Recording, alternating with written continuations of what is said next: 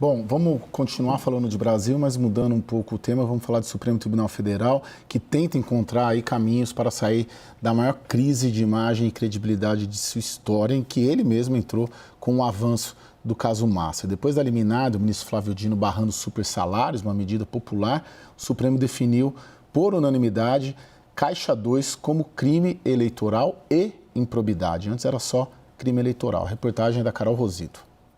Os ministros acompanharam o voto do relator Alexandre de Moraes. No texto, Moraes apresenta o entendimento que os casos de Caixa 2 podem gerar responsabilizações em instâncias distintas e afirma que esferas eleitorais e administrativas são autônomas. Enquanto o direito eleitoral assegura a lisura das eleições, a lei de improbidade protege a moralidade administrativa e o patrimônio público. É possível a dupla responsabilização por crime eleitoral e ato de improbidade administrativa, pois a independência de instâncias exige tratamentos sancionatórios diferenciados entre os atos ilícitos em geral, civis, penais e político-administrativos, e os atos de improbidade administrativa, afirmou. O Caixa 2 acontece quando valores recebidos ou gastos em campanhas não são declarados à Justiça Eleitoral e pode configurar um crime nessa categoria. A formação de maioria acontece no dia seguinte da liminar do ministro Flávio Dino, que suspendeu o pagamento de penduricalhos para funcionários dos três poderes. A decisão sofre resistência na Câmara dos Deputados e no Senado, que ficaram irritados com o movimento que foi sentido especialmente dentro do Poder Judiciário. A medida pegou o presidente do STF, Edson Fachin, de surpresa. Ele planejava dar início a uma discussão prévia e coletiva sobre a imposição de limites aos pagamentos. A avaliação é que Dino respondeu ao anúncio de Fachin sobre a discussão de um código de ética aos juízes. Segundo estudo do movimento Pessoas à Frente, do total de servidores que receberam supersalários, 21 mil fazem parte da magistratura. Eles receberam 11 bilhões e 500 milhões de reais acima do teto ao longo de 2025, ainda segundo o movimento. Graziela, o Supremo Tribunal Federal achou um caminho aí de tentar reverter essa crise de imagem?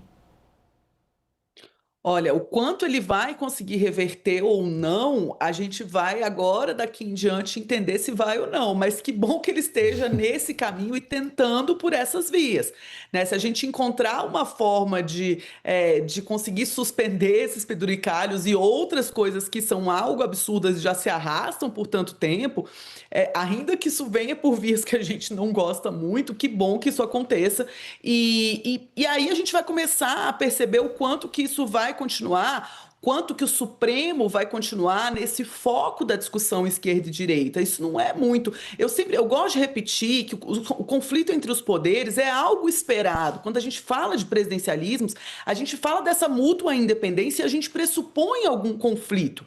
A questão é quando isso começa a se localizar na arena esquerda e direita, que aí não é salutar do ponto de vista democrático, né? E quando a população começa a ter posicionamentos, é muito positivo, porque a atuação do Supremo é política, e é política no sentido de que participa das decisões e participa porque a gente inseriu quase tudo na Constituição. Na medida que a gente constitucionaliza política pública, a gente convida o Supremo a participar também dessa execução, mas então ele precisa também sofrer politicamente, né? E ainda bem que há ferramentas de responsabilização, inclusive via legislativo, e que bom que ele corre atrás para tentar sanar essas questões. Também tem que sanar todas, né? Tem que voltar a discussão sobre o Código de Ética e sobre essas questões que foram apresentadas. Mas se a gente começar pensando nessa ética também da primeira instância, de outras instâncias da magistratura e do serviço público em geral, seria muito importante. Esse debate da gente reduzir a desigualdade do serviço público,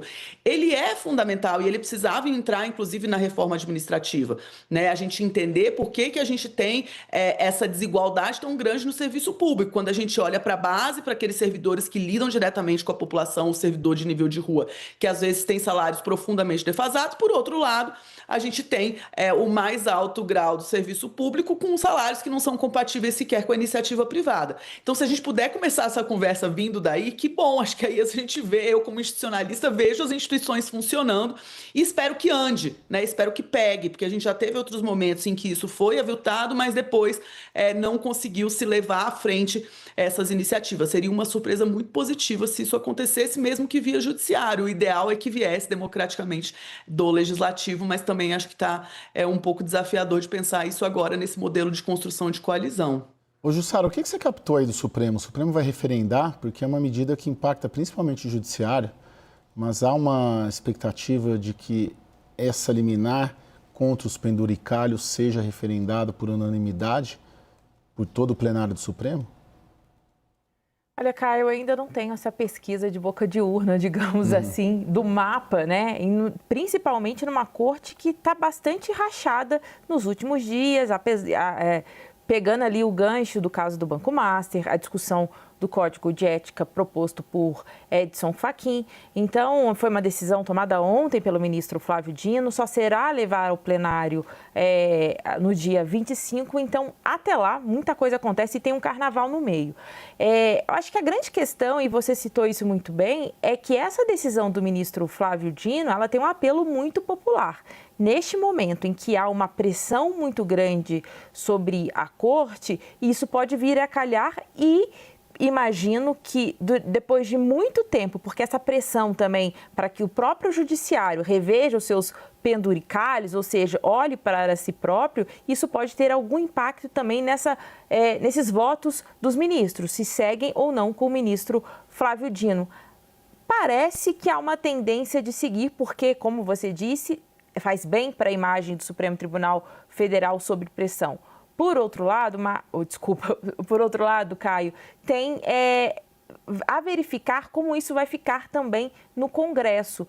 Mais cedo, eu estava conversando aqui com integrantes do parlamento e eles me dizendo o seguinte, olha, essa decisão do ministro Flávio Dino não tem nenhum impacto no projeto que a gente aprovou nessa semana, que permite supersalários e mais, permite aquela medida ali de a cada 3 dias trabalhados o servidor tem um dia de folga. E se ele não folgar, isso vira dinheiro, ou seja, soma na remuneração. E aí eles consideram que isso não é uma questão do Congresso. Olha, se foi aprovado um projeto aqui, se for sancionado pelo presidente Lula, está dentro da regra, porque tem legislação, está amparado por legislação, ou seja, escaparia dessa medida de Flávio Dino. Então, tem muita decisão a ser tomada e eu só, para voltar, eu já te devolvo, Caio, que isso pode facilitar a vida do presidente Lula na hora de tomar a decisão, se vota, se veta ou se sanciona esse projeto. E aí tem uma outra questão, se o presidente Lula vetar, até pela pressão popular,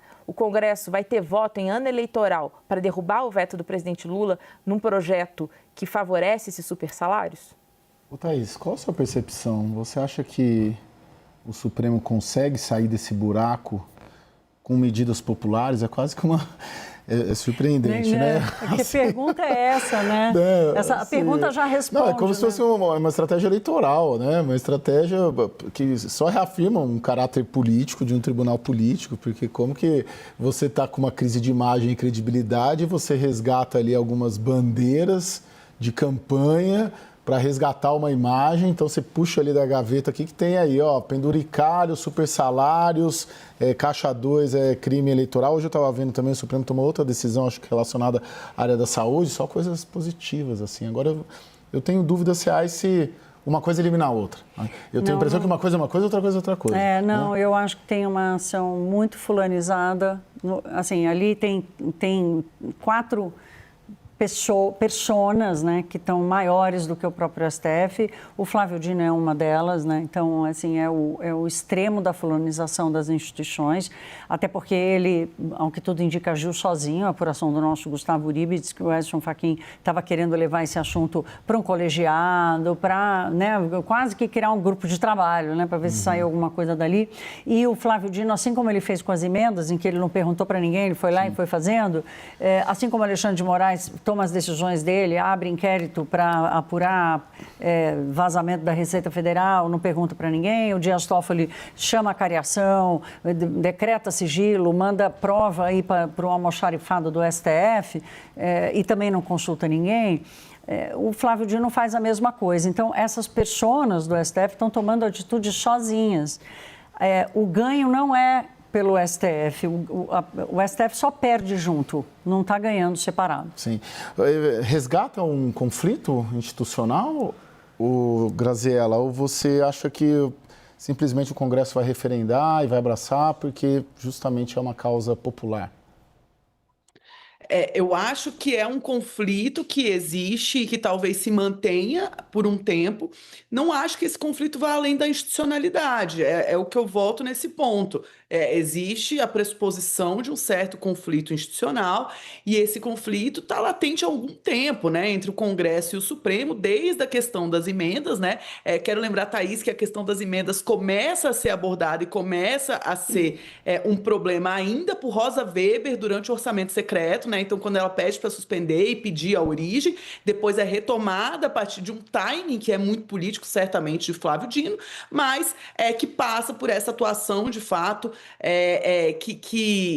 de um momento de um conflito, de uma dificuldade de construção de relação entre poderes, né? Enquanto essa relação entre executivo e legislativo estiver tão delicada e não tiver uma consolidação da construção de coalizão via partidos, a gente vai ver o judiciário ter muito espaço, né? Então, eu gosto sempre de retomar esse tema, que o judiciário tem espaço porque existe conflito no executivo legislativo. Se o executivo legislativo funcionasse de uma forma um pouco mais azeitada, não digo que concordar plenamente, sempre vai haver questões.